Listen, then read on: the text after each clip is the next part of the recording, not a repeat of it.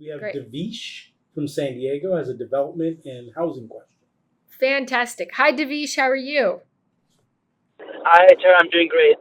Look, I think the things I appreciate about you are that you are obviously a very cerebral, thoughtful person, which means a lot. So I appreciate you. I live in Rancho Penasquitos. I also have two small kids, ages 6 and 3. I'm a family doctor living in the community. My question is about the environment. I'm an environmentalist, and I see that there are these sort of two, issues that are at odds with each other. One is that we have a housing crisis and we're trying to build housing, and the other is, of course, as you mentioned, your passion for protecting the existing environment and our biodiversity. And so I'm curious to know how you approach this.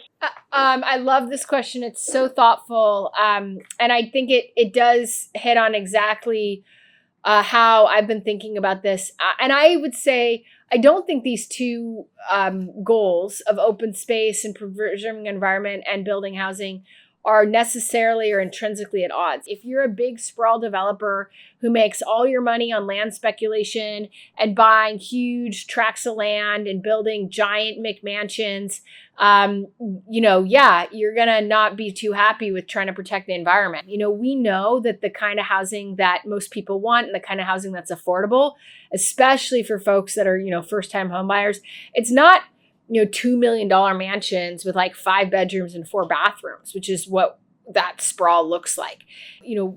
We know that people are really trying to live closer to where they work, so they're not spending hours and hours commuting and stuck in traffic. We know people care about daycare. I know you said you had a kiddo. I do too. Last thing I want to spend, half my day driving to and from daycare. And that's all about building where it's already a little bit dense, building in infill areas. And that's exactly the strategy we've outlined at the county. So it's all about building the right kind of housing, which is smaller, more for affordable, less like giant mansions, more for kind of new entrants to the housing market, but building it in the right places where people actually want to live and work.